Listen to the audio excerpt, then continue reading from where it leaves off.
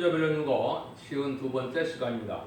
오늘 스가랴 8장을 통하여 성산의 축복에 대해서, 진리의 성읍에 대해서, 귀한 일에 대해서 변론해 보도록 하겠습니다. 본장은 7장과 같이 예언수 본문을 다시 예언의 변론을 순종치 않아서 심판을 받게 되는데, 하나님께서는 택한 자를 징계하시는 것은 성산의 축복 주게 하는 것을 말씀하시는데요.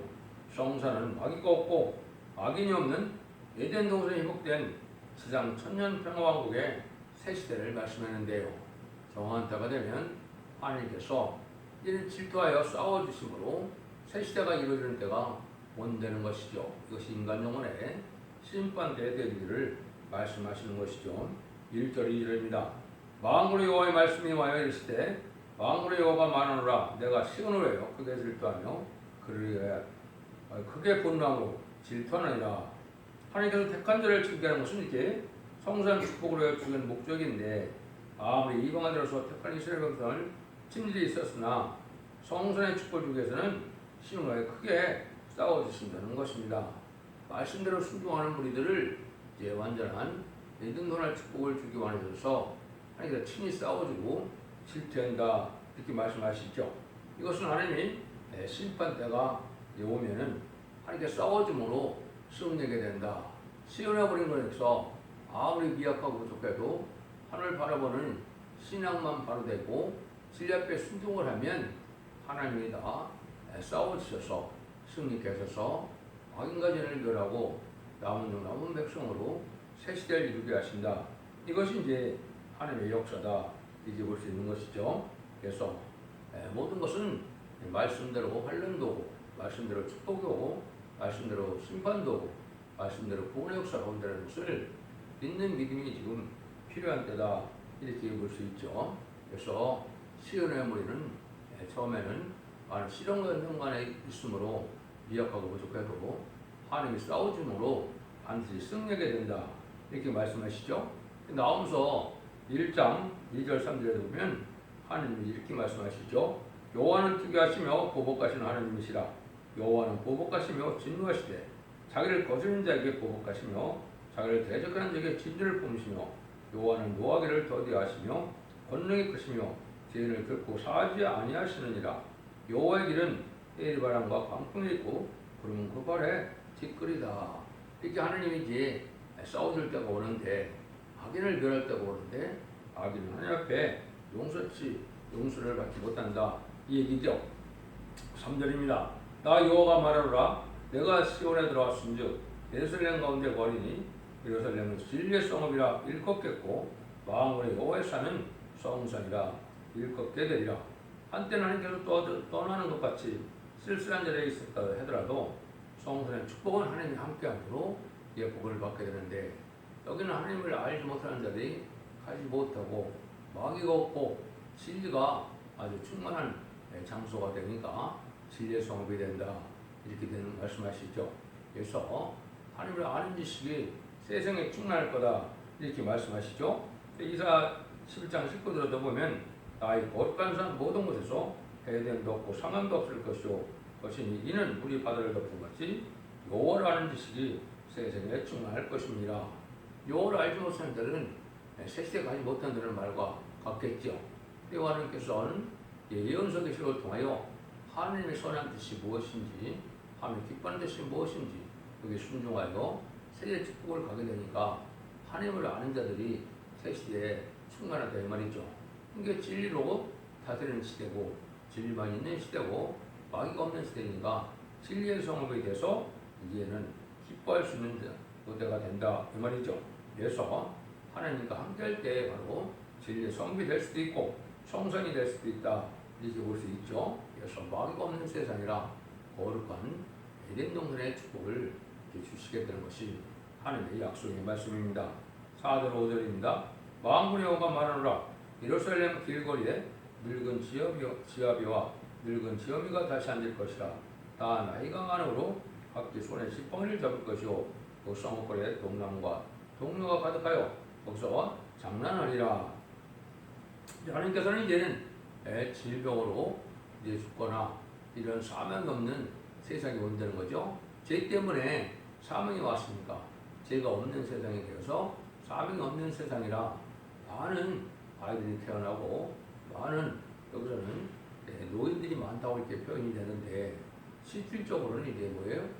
젊어지고 이제 건강하니까 꼬부랑 할머니 할아버지가 아니죠. 이것은 장수의 축복을 누리는 것을 지금 말씀하시는 것이고 천년 동안 죽지 않고 많은 아이들이 태어나므로 이제 많은 사람이 살게 되는 때가 에덴 동산의 축복인 천년주상 평화왕국인데요. 그때는 장수의 축복과 많은 자녀들이 이제는 꽉 차게 살아간다 이 말이죠. 창세기 1장 18절에 보면 하나님께서 본래 에덴동산을 창조하시고는 생육하여 번성하여 땅에 충만하라 모든 것을 다스려라 땅을 정복하라 이렇게 축복하셨죠. 그 시대가 다시 오는 것이죠. 그것이 천년주상 평화왕국이다. 말씀에 순종치 않아서 에덴 동산을 빼앗겼으니까 말씀에 순종하는 자들이 에덴 동산을 다시 받는 것이 당연한 하나님의 축복이거든요. 이것이 바로 인간생활의 심판의 올 천년주상 평화왕국을 성산이라고 하는 것은 에덴 동산이 회복됐다 이렇게 보시면 되겠죠. 그때는 이사야 65장에서는 하나님의 백성이 나무의 수확과 같이 됐다 이렇게 말씀하시죠. 그들이 건축한 데 타인이 구하지 않을 것이요 그들이 재배하는 것을 타인이 먹지 아니하리니 이는 내 백성의 수 아닌 나무의 수확 같겠고 내 택한 자가 그 손으로 일한 것을 뒤누를 것이며 이사야 65장 22절에서는 인간의 수명이 나무와 같다 이렇게 말씀하시는 것은 천년 동안 죽지 않고 누리다가 백보자 심판 후에 무공세로 간다 이렇게 볼 수가 있죠.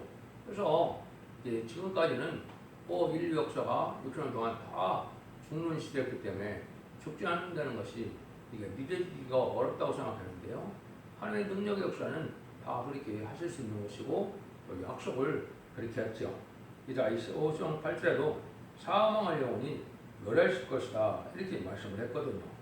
주님께서도 요한복음 8장 51절에도 보면 진실로 진실로 너희에게 이르노니 사람이 내 말을 지키면 죽음을 영원히 보지 아니하리라. 하나님 말씀을 지키는 자들이 영원히 죽지 않는다는 것이죠. 요한복음 11장 25절 26절에도 보면 예수께서 가라사대 나는 부활이요 생명이니 나를 믿는 자는 죽어도 살겠고 그리고 살아서 나를 믿는 자는 영원히 죽지 아니하니 이것을 내가 믿느냐. 영원히 죽지 않는다고 분명히 말씀하셨죠. 사도 바울도 맨 나중에 멸망받을 원수는 사망이니라. 또 고린도전 15장 26절에도 이렇게 사망이 없는 시대가 올 것을 말씀한 것이죠. 그래서 말세 복음의 완전변의 말씀을 듣고 순종하면 언제 잡은 자가 해서 자손만 에덴 동산의 축복을 주신다는 것이 하나님의 약속이다 이렇게 볼 수가 있죠. 6절입니다. 만군의 여호와가 말하노라 이 일이 그날에 남은 백성의 눈에는 기이하려니와 내 눈에 어찌 기이하겠느냐. 만군의 여호와의 말이니라. 이것은 인간으로 귀한 일 같지만은 하나님께서는 이미 증것을 누리게 하는 것이고 예정된 뭘 누리게 하는 것이니까 귀한 일이 아니지만은 인간들은 이제 구원받은 인간은 천만일 재앙에 쓰러지는 날에 하나님께서 예비처 보초로 인도시키고 보호하고 양육하여 피해를 당치 않고 세세 축복을 누리는 일이 참 귀하게 느껴진다 이 말이죠. 그것이 당연하겠죠. 구원받을 때도 많지 않은 시대에 많은 자들이 멸망할 때 하나님의 특별한 말씀 앞에 순종한 자를 예비처 보초로 인도하여 양육하여 새 시대 가게니까 귀하게 느껴진다 이 말이거든요. 그래서 사도 바울도 데살로니가 후서 1장 10절에 그날에 강림하사 그의 성도들에게 영광을 얻으시고 모든 믿는 자에게 귀 여김을 얻으시리라. 우리의 증거가 너에게 기다렸습니다. 하나님 말씀대로 이렇게 순종하면 하나님께서 기상천외한 방법으로 다 절대적인 보호와 인도함을 받아서 새시대 축복을 받게 되니까 귀하게 느껴진다 이 말입니다. 7절 8절입니다. 만군의 여호와가 말하노라 내가 내 백성을 동방에서부터 서방에서부터 구원하여 내고 인도하여 내가 예루살렘 가운데 거하게 하리니 그들이 내 백성이 되고 나는 성실과 정의로 그들의 하나님이 되리라. 하나님이 이제 세계 도처에서 택한 종을 일으키고 택한 백성을 살리는 역사를 하신다는 것이죠. 근데 이 역사도 하나님께서 항상 성실과 정의를 한다. 진리대로 하나님의 공의대로 예언대로 말씀대로 축복을 다 주신다 이 말입니다. 하나님께서는 모든 예언서 계시록을 빠짐없이 기록해서 그 표현대로 성경 말씀대로 이 구원하는 역사를 반드시 진행하신다 이 말이거든요. 그래서 진리와 의로움으로 다 된다는 말씀을 하시는 겁니다. 이거 1.1도 변찮고 다 이루어진다는 하나님 말씀 믿는 것이 이때가 그 믿음이죠. 예언서 계시록을 읽고 듣고 지키는 자가 복을 받게 되는데 예언서대로 다 심판이 오고 예언서대로 복을 받고 예언서대로 구원을 받게 된다는 것이 하나님 약속이다. 그래서 여러분은 진리 앞에 순종하는 길이 바로 새 시대의 백성이 돼서 또 새 시대에 영광을 누릴 수 있다 이렇게 볼 수 있는 것이죠. 지금까지는 이제 그리스도의 나라가 예수 그리스도로 하여 영원만으로 천국이 이루어지는 역사가 있었지만 이제는 지상 천년왕국은 말세의 사명들을 통하여 예언의 말씀을 전하게 하고 예언의 말씀을 읽고 듣고 지키는 자들을 통하여 남은 종 남은 백성으로 새 시대의 왕국권을 이루어서 천년 지상 평왕국이 되므로 예수님의 만행왕으로 다스리는 시대가 온다. 이렇게 믿는 것이 정확히 하나님의 말씀대로 믿는 것이다. 이렇게 볼 수가 있죠. 9절에서 12절입니다. 만군의 여호와가 많으라. 만군의 여호와이지 곧 전을 건축하려고 그 지대를 썼던 날에 일어난 선지자들의 입의 말을 이때 듣는 너희는 서를 경고할지어다. 그날 전에는 사람이어도 살지 삭을 얻지 못했고 짐승도 삭을 받지 못하였으며 사람이 대적을 인하여 집에 평안치 못했나니 이는 내가 무슨함으로 서로 죽게 하심이 뭐니와 만군의 여호와가 말하노니 이제는 내가 이 남은 백성을 대기를 전과 같이 아니할 것인즉 그 평안한 추수를 얻을 것이라. 포도나무가 열매를 맺으며 땅이 산물을 내며 하늘은 이슬을 내리니 내가 이 남은 백성으로 이 모든 것을 누리게 하리라. 하나님께서는 이렇게 이러한 새 시대의 복을 받게 하려면은 옛날 옛적에 이제는 바벨론 포로에서 들어와서 여호와의 성전을 건축하고 이스라엘 회복된 것처럼 그런 시대가 오는데 이때는 이제 완전한 복을 누리게 된다 이 말이거든요. 그래서 이것은 선지자들이 언제 역사를 했습니까? 바벨론 포로에 들어와서 예루살렘이 복구될 때 선지자들이 예언을 했죠. 그 예언서를 잘 지켜야 된다 이 말입니다. 그 말씀대로 인간 중에도 예전동을 회복시켜주고 새 시대의 축복을 이루게 되니까 예언서 계시록을 빠짐없이 읽고 듣고 지켜서 진리 앞에 순종하면 그 복을 누리게 된다 이 말이거든요. 그래서 하나님의 역사가 바로 이지 진리의 말씀대로 예언의 말씀대로 다 이루어진다 이 말입니다. 예언 성취가 바로 신앙의 정로고 또 하나님이 역사하시는 방법이라는 사실을 아셔야 진실의 하나님의 사랑을 누릴 수 있는 것입니다. 그래서 이런 때 이제 하나님께서 모든 예언의 말씀을 깨닫게 하는 대표적인 용이 다른 때의 진리로 말씀으로 표현된 이 변론의 말씀을 듣고 순종하야만 세계 복을 누리는데 그 말씀은 바로 예언서 계시록의 모든 진리의 말씀이다. 예언의 말씀이다. 이렇게 보시면 되죠. 13절입니다. 유다 족속아 이스라엘 족속아 너희가 이방 가운데서 저주가 되었으나니 이제는 내가 너희를 구원하여 너희로 축복이 되게 하리니 두려워 말지니라. 손을 경고할지어다. 이것은 다시 말하면 저주를 받은 백성과 같았으나 구원의 축복받는 백성이 나오게 된다 이 말이죠. 처음에는 하나님 함께는 것 같지 않고 버림받은 것 같고 시련과 연단이 크므로 이제 하나님의 사랑을 받지 못한 것 같지만은 하나님께서는 정한 때가 되면 하나님 반드시 구원하여 남은 백성으로 진리 앞에 순종한 자들을 새시의 복을 누리니까 그것을 굳게 믿고 진리 하나님을 믿어야 그 복을 누린다 이 말이죠. 그래서 우리가 진리대로 되는 것이 중요한데 기독교 2000년의 역사가 영원으로 끝을 맺는 것이 아니고 이 시대 상해 방주, 은혜 방주, 올해 방주인 완전 변의 역사는 첫대계 역사에서 전하는 진리의 신발단들의 말씀대로 다 축복이 오고 구원이 오기 때문에 그 진리의 말씀을 믿는 것이 중요하죠. 이 시대의 사랑의 방주가 바로 첫대계 진리 역사다. 이렇게 보셔야 정한 때가 바로 깨닫는 것이 되는 겁니다. 14절에서 17절입니다. 왕문의 여호가 많으라 전에 너희 열조가 나의 노를 격발할 때 내가 그들에게 재앙을 내리기도 했다고 미치지 아니하였으나 이제 내가 예루살렘과 유다 족속에게 은혜를 베풀기로 뜻하였나니 너희는 들어온 말지니라. 너희가 행한 일은 이러하니라. 너희가 각기 이웃으로 진실을 말하며 너희 성문에서 진실하고 합당한 재판을 베풀고 신중에서 해악을 동하지 말며 어린 맹세를 좋아하지 말라.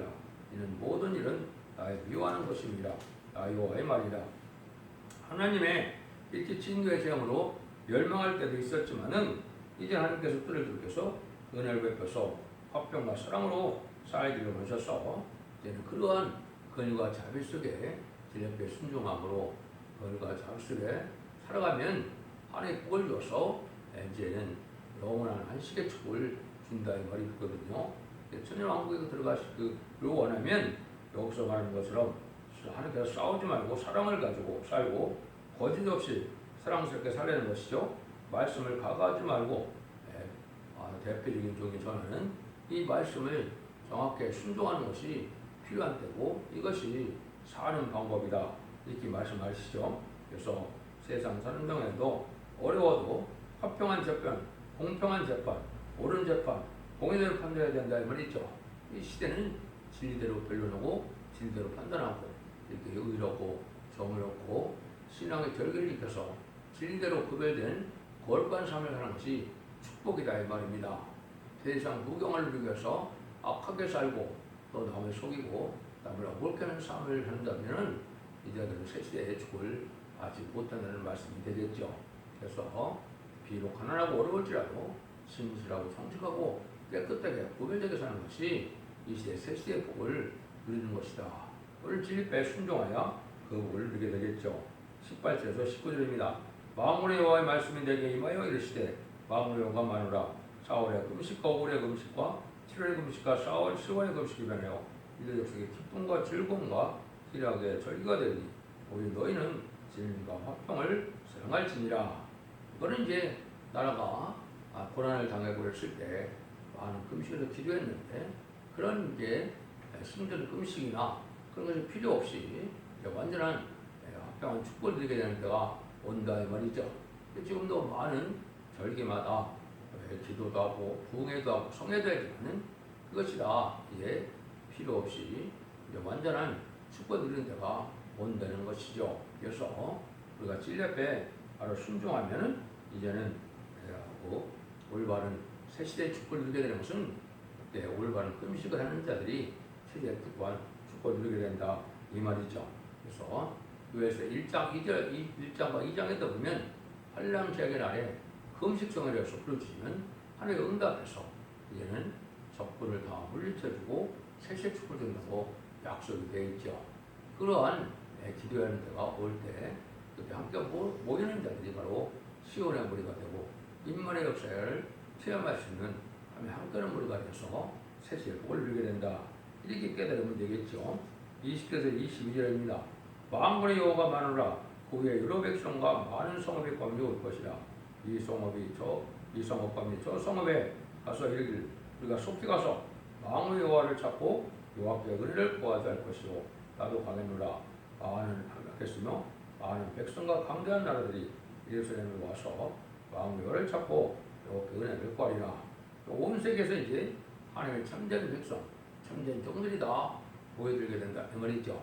역시 새 시대의 축복을 누려야 되는데 예루살렘 성읍이 바로 한국이 아시아 선진국가이니까 한국을 중심으로 새 축복을 누리게 되는데 진리대로 이제는 하기 위해서 진리를 잘 변하는 데 순종하는데 그것이 바로 이제 하나님 함께하는 나라가 되고 함께하는 시온의 우리가 되겠죠.